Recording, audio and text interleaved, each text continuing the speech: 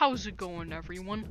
Lotion here. Now, I know that I haven't uploaded in like fucking 4 decades, and well, that's because school has just been kicking my ass lately. So now that I'm failing like fucking 4 classes, I've decided to put my education at risk and watch some shitty videos. No, we won't include pumpkin sex. Now, if you've watched my channel for a few months, you know I already talked about these really shitty clickbait storytime channels. And oh god, did they get worse. Holy shit, what the fuck? Now that I've told you my entire life story, my children, grab a nice drink to warm you up from the cold reality that we're all meaningless and in 100 years no one will remember us. And let's get right into the cringe. Now, the specific channel we're looking at today is called True Stories. Now, like the dodgy link your friend sent you to get free Robux, looks can be deceiving, and unfortunately, the story these people share are not quite true. I know, guys, it's really bad news that true stories are not true. It's even more disappointing than Cyberpunk 2077 getting delayed for the 15th time this year. Now, I'm going to watch 3 of these videos because just one of them is too short to milk to 8 minutes, and 2, if I watched all of them, it would be a full-length movie, and to be honest, I'm not gonna subject myself to that pain. So yeah, on to our first video. Welcome to my mine. We are mining diamonds. We are not a strip mine. We don't have to fry mobs. Remember the tampon eating girl who went viral a while back? It has been 4 seconds, and I already want to die. Well, without even trying, my younger sister Olivia took it to a whole new level. Hi, I'm Ava, and just to put it into context, Olivia and I have environmentally aware parents. Yeah, I definitely couldn't tell by the fucking shirt you're wearing. So we grew up hearing things like, turn the lights off, and if it's yellow, let it mellow, which was no big deal until our friends came over. Yeah, when you bring a friend of the opposite sex over, and they start talking about how many grandkids you'll have. Maybe that's just my parents, so I should probably go talk to them.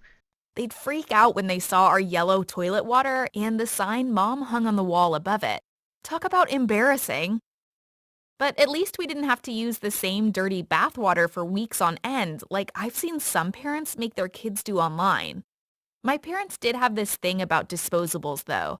They flat out refused to buy anything that was going to be flushed down the toilet. Well, it's nice to see one family benefited from the toilet paper shortage.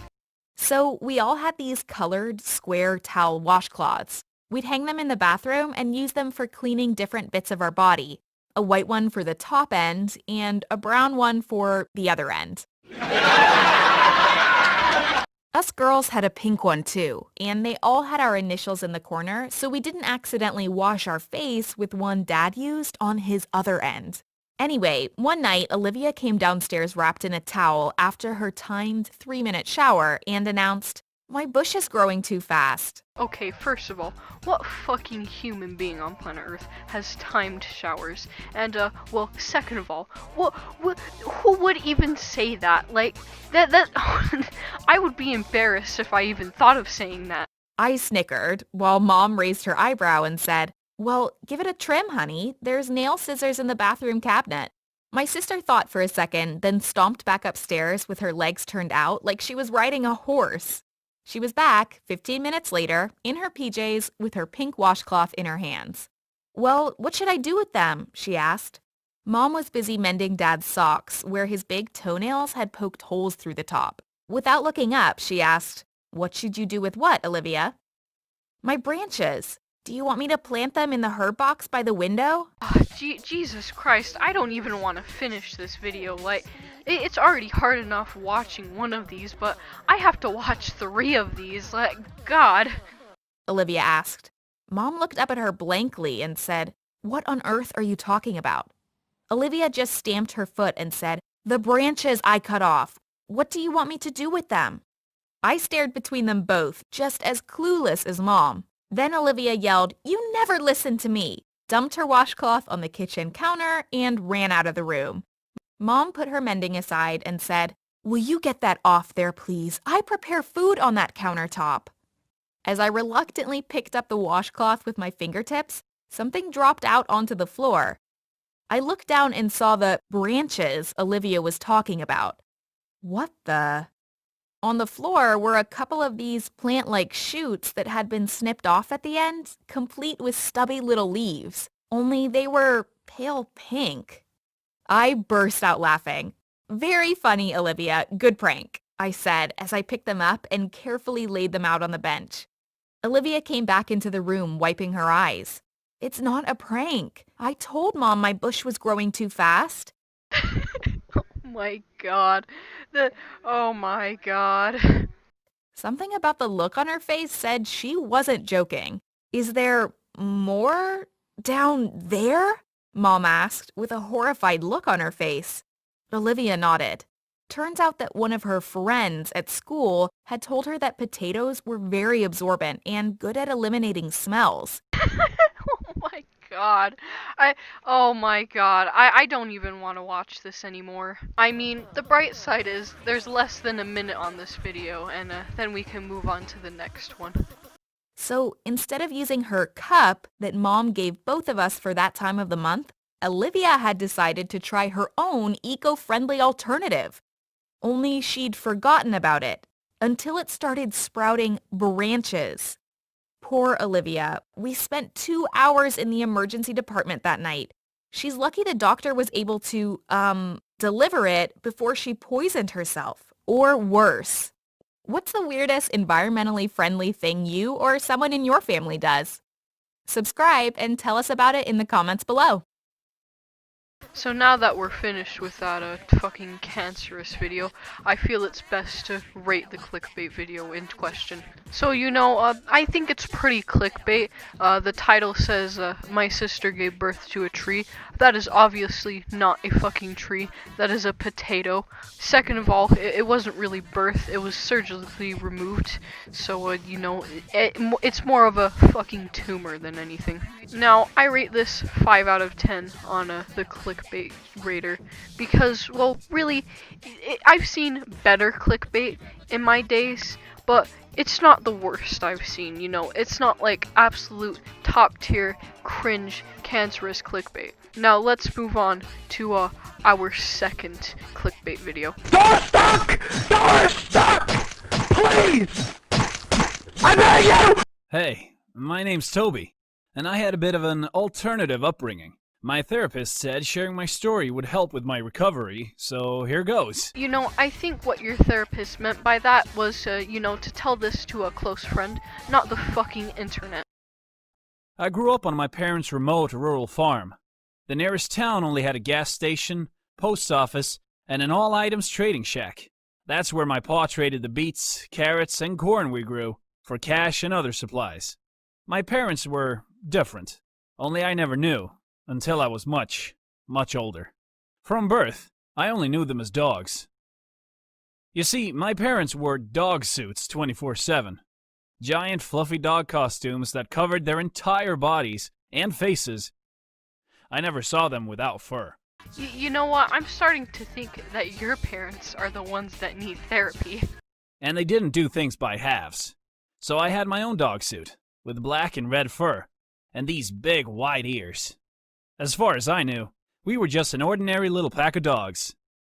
Actually, one of my earliest memories is of my ma, on all fours in the bathroom, saying, "You must never let anyone see your skin suit. Only take off your fursuit on Sundays to bathe." There were no mirrors in the house, so the only time I ever really saw my own full skin face was in the blurry, rippled reflection in the bathwater. It was a sorry sight, bald and pale. Bald has a full head of hair. My dog face was much more handsome. Anyway, Ma and Pa told me it was illegal to go around in just skin suits. They made a point of drilling into me that we would be put down if anyone ever saw us without our fursuits. Of course, that horrified me, to the point where I had never even left the farm boundaries. Pa was the only one allowed into town to do his trades. In the whole 15 years of my existence, I had never seen anyone other than my own dog parents. Naturally, I was homeschooled. I guess that's the best way to describe it. Pa basically just taught me dog mannerisms, like how to dig up beets and pee outside against a tree. I have no words. Out of an opening in my suit. As I grew, Mom sewed me bigger and bigger suits, with more fur and larger features. Every now and then, I'd finish my weekly bath and find a new suit laid out beside my bed. Some nights, I'd be lying in my bed and would hear weird howling noises coming from my parents' room. But I was a little afraid of Pa, so I never dared to ask about it. I just put my paws over my ears and tried to sleep. To me, it was normal. But everything changed the day there was an unexpected knock on the front door. I started barking like mad, while Ma and Pa frantically ran around the house. Suddenly, a face appeared at the window. Through a gap where one of the old boards had fallen off, I saw eyes staring at me, and a strange skin face. It was kind of like the reflection I'd seen in the bath, but at the same time completely foreign. Without warning, bright flashes of light burst through the hole and lit up the room. I yelped in shock, sensing we were in danger, but not knowing why or what it was. Defensively, I stood up on my hind legs and pawed at the gap. Pa pushed me out of the way and shouted in a deep, booming voice, "You are trespassing! You need to leave now!" Imagine being a police officer, you know, you go to this house you've been called to, and you just hear, like, fucking human barking. Like, I'd be pretty concerned at that point. The light disappeared, and I heard the sound of footsteps running off into the distance. I was so confused. Ma explained that it was a man, and we couldn't let him near us because he didn't have his fursuit on. The next day, our house was raided. The door was kicked down, and more men with smooth, furless suits and naked skin faces swarmed the property. Before I knew it, I was pulled away from my parents and dragged into a waiting car, separated from them for the first time in my life. I was in sensory overload. Half of me was convinced I was about to die, while the other half of me thought I was in some kind of surreal dream. I was taken to a place where they kept trying to take off my fursuit. I lashed out and tried to bite them, not understanding that they were just medics, wanting to check me over. That was 4 years ago. Apparently, the face at the window that day was a man from the land surveyor's office.